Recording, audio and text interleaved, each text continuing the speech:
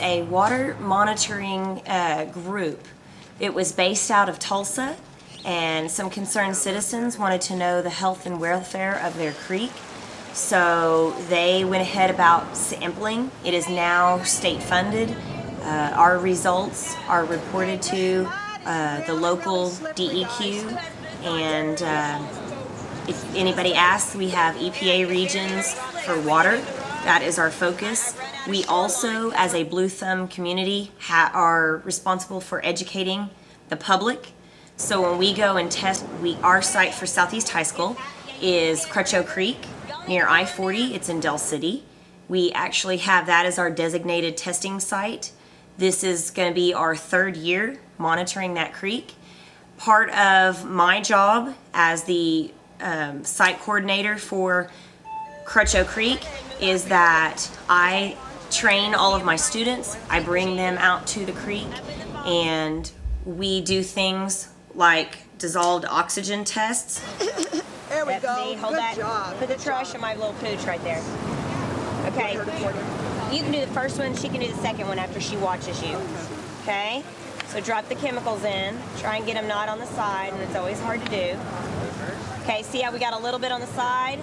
So let's very, very gently tilt it like that and try and get it off. But we don't want to lose any of that water. Okay, so what we do with this one is a little bit different. I don't want any bubbles in there.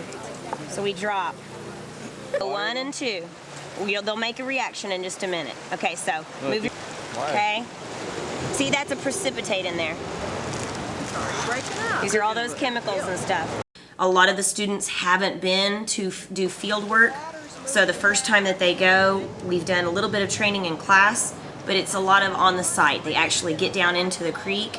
They do the site monitoring as what the creek looks like. Has it changed since the last time? We're going to be taking the water temperature, the air temperature first, direction of the wind. The air's going from south to north or north to east. We measure our wind currents. We do water temperature, air temperature.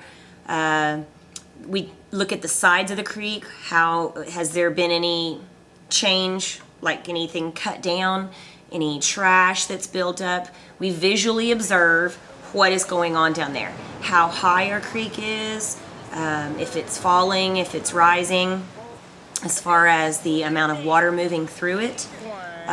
We do have to notice whether we see different colors in the creek, like say bubbles that are present, just because visually you can tell what might be occurring, what you can look for when you go to do the tests. There's another one we do ammonia levels, and so a lot of things are with a color change. While we are down at the creek side, we actually get into the creek, and someone needs to measure the depth and the clarity using a Secchi disc. These are a lot of equipment and things that some students might not get to see or use practical use for in the field.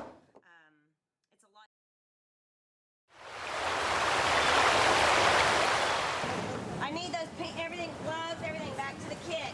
We've got our scissors, rock. thermometer. If you guys without boots could stand behind somebody with boots, these are slick.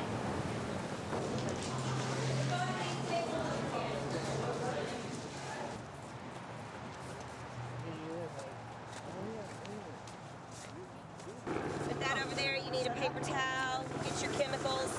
Get you gloved and goggled. And who's going to vote? I need 2 people and chemicals right here. It's a lot different to talk about an experiment on book and paper, and to get them out into the community. We do things, I've got lots of pictures, I've got lots of activities that the students have brought. As we've done this, we've gotten better every year, and I can show them more things that they can do with that data and how it's used. We just got back a calendar for next year, and Southeast High School is actually in it because we have pictures of our involvement and how we affect the state of Oklahoma. And it is important that they realize their data is actually useful. When we measure it, and I have to report it monthly, we send in our data sheet. Did you get it all? So if I was planning to do this, this Okay. is exactly what I want to do. Well, then you'll have to figure out some way to calm. Okay, you're gonna do it with the sodium thiosulfate now. And if you're too shaky to hit the bottle over and over, we'll let Jesus do it. I can hit the bottle. Okay, reload. Go ahead and stick it. There you go. Good job. Straight up and down, and David swirls in between. 1.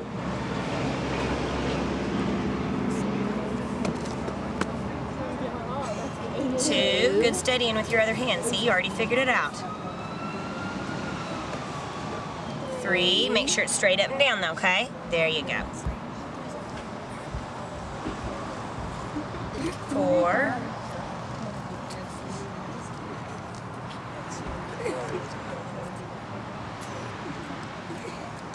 5. See? Can we get a good visual on the color change? Well, then move over here. We can watch it. When it hits, it goes. It's obvious. Oh, I've seen it. That was 6, right? 7. Getting closer. It's blue. Look down. 8. Like midnight blue. It's pretty. It totally changes when it's done. Straight up and down. 9. Almost. Go ahead and shake it. Make sure that wasn't it. Nope. One more. Move your hand. There you go. 10. Awesome. Good job. That was magic. That was awesome. Bubble over the top. What's up now?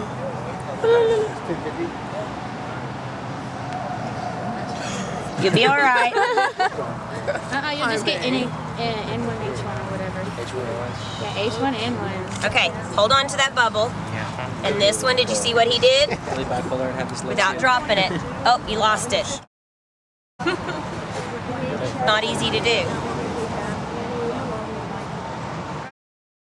I messed up shaking. If you're too shaky, David could do it. I can do it. I can do it. Okay, it does take practice. Need some what? Some air.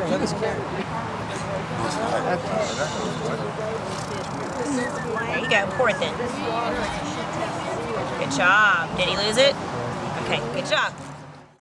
Can teach the community about Blue Thumb is you show them some of the objects and then you let them put a blue thumb on there and they get to sign their name to show that they came and saw some of our displays and ideas, and we can tell them why we have to go down into the creek. Board presentation by Joseph Meritz and Camden Diaz, and they just did a collage of pictures showing them in action. Here are a few display boards as examples. Some students did this as their science fair project. They took pictures to display. They focused on one specific type of test for Blue Thumb. We do many scientific tests.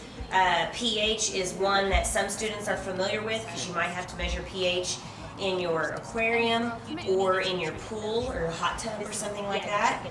Chloride testing is very important because after a snow, sometimes we introduce chloride into the ecosystem. It's runoff from the streets and things. So we have these displays set up in class, and the students present them and teach others about them, and now I can have them and use them for future trainings.